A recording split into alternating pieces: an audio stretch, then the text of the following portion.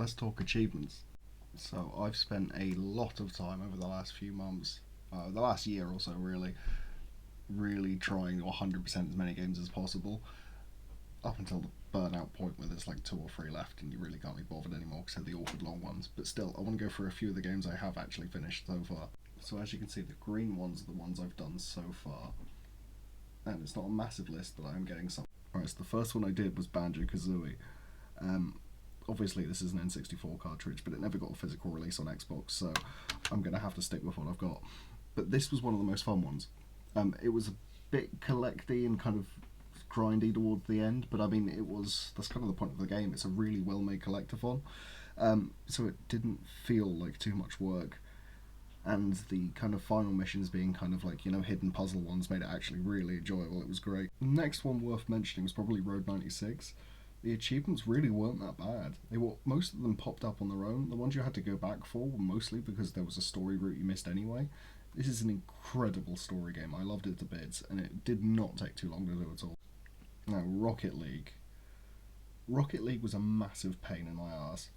A lot of the missions weren't fun.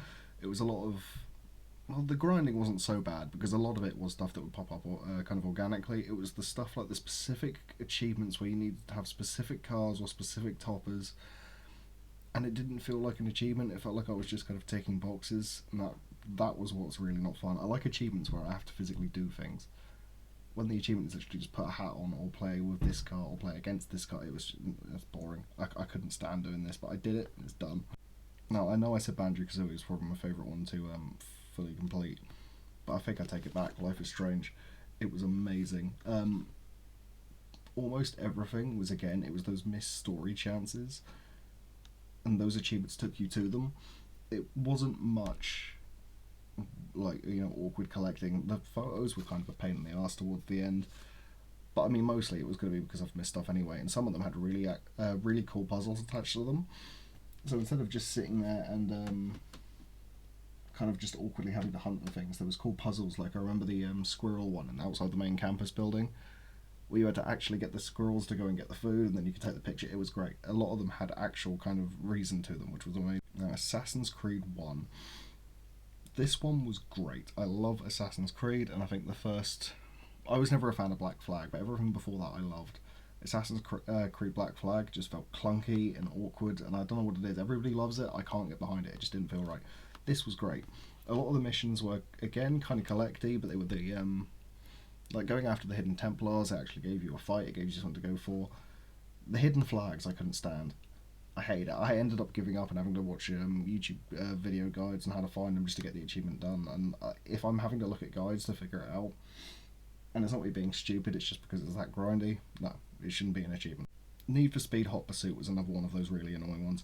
I got the achievements on the remaster, not the 360, but this is the physical copy I've got, so we're going to go with this. A lot of it was just trying to get the levels up, and I'm fine with that because I completed the entire main story. I got all of the racer achievements really easy. The cop ones were annoying. Because I had such a massive gap left, and it wasn't a performance thing because I got distinctions in all the races. It was just they didn't give you enough to do to get the levels up. I'm thinking they were trying to push you towards playing online, but the online races didn't give you enough XP at all. So I ended up having to spend hours and hours doing that and replaying old races trying to get this up. Other than that, there was quite a few annoying ones where, again, it was just racing this car on this track, and at that point it's just tedious. This one was annoying. But that's all the one I've got physical games for. I'm just going to go through here and quickly tell you about the rest of them. Gang Beasts wasn't too bad. It was a lot of just play the game. There were some specific scenarios, but they were mostly attached to mechanics that you could find, so I'm not too annoyed about that one. Minecraft was kind of annoying, I'm going to be honest. This is just, it wasn't fun. A lot of it's down to me trying to go after nostalgia, and not really liking the newer features, which is fine, but to be honest, I got most of this off a achievement realm, so I didn't do much work anyway, so it was fine. It was just mostly easy achievement points, but you know what, for 3k, I'm not too bothered. Donut County was a fun one. I tend to like the indie games more because they do get more creative achievements and value them more. It wasn't too bad. I remember a couple being slightly difficult, but it's not like ingrained in my memory enough for me to remember it, so it can't have been that bad. Sleeping Dogs was great. The only problem is to get the achievement you had to 100% complete the game, which is fine. That's fair enough. Um, but my save bugged out halfway through. There's a bug where if you replay an old mission and then I don't remember what it was. I think it's if you reloaded an old mission and then reloaded a checkpoint within that mission, it just locked your save back to that point. That was your data set. I think that's what it was, which was really annoying because I had to start most of the story again. And it was also in that era of open world games where every single one had to have like 50 race missions in it, which was really annoying. The driving mechanics in the game were great, so that wasn't the problem. And the story missions were great. The story chases, the kind of, the actual in-game action scenes were great. It was the races that just felt completely pointless. I genuinely hated doing them. But other than that, it was Sleeping Dogs is one of my favourite games of all time. So don't get the achievements twisted with my opinion of the game because it is great. But no, the achievements, the races are what really annoyed me. Doom 64, this one wasn't too bad. I didn't really do it properly. I played through the game a long time ago and just came back to get the achievements, and level codes exist. So I managed to cut out most of the hard work, especially with the kind of like, health and damage achievements and the gun achievement, not achievements, cheats. I was at the end of it, I couldn't be bothered cheating my way through it. Oh well. The Big Con is an incredible indie game. Absolutely amazing. Does not get anywhere near the respect it deserves. It's an incredible game. Achievement wise, it was again kind of just completing the game. There was nothing too bad about it. Most of the achievements were very obtainable. It was just a case of making sure you were kind of paying attention to every detail, which in a game like this is kind of encouraged anyway. There's not many interactions to have in the sense of kind of like, your Skyrims and Oblivions where there is massive open worlds and you could talk to basically everyone. There were set points, and if you looked hard enough, you can find them, so it wasn't too bad. Unpacking, incredible game, absolutely incredible, and the achievements were great too. None of the achievements were too hard. A lot of them came up organically, and you could replay levels, so there was not too much stress if you did miss anything. I do remember one of the achievements literally being you could get an achievement for putting a toaster in the bath, so that's always good in my books. I'm going to be quick about this one because I know most of you don't care, but Football Manager, this one wasn't too bad. I got most of them playing organically, and then there was the only one I didn't get was getting into the Hall of Fame as a manager.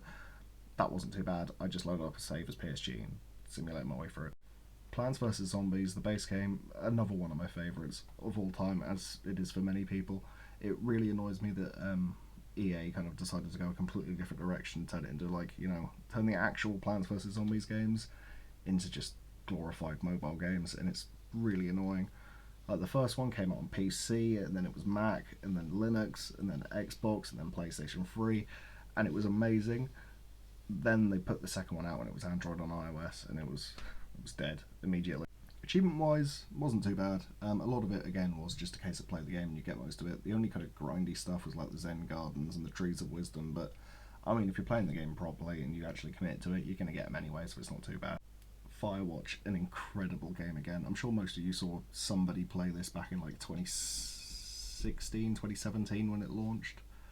It's impossible not to love that game. It's a really, really good story game. I'm not going to say too much in case somebody hasn't seen it. But yeah, it genuinely is great, and the achievements are not too bad at all. Most of it, again, is just kind of stuff you'll stumble upon organically, and there's very few bits that it's one of those I can't say much about without spoiling it, but it is definitely worth playing, that's what I will say. Avicii Infector, that was a great one. The achievements were kind of on the hard side, but it was good hard. It wasn't like, that's what she said. It wasn't, overly engineered, difficult kind of collectathons or grindy. It was just, if you're good at the game, you're going to get them. And it is literally just a great rhythm game, and I love Avicii to bits, in case you couldn't tell. So when he died and this game came out, I knew I had to have it, and I've completed it on Switch and Xbox now. So that's it, it's done.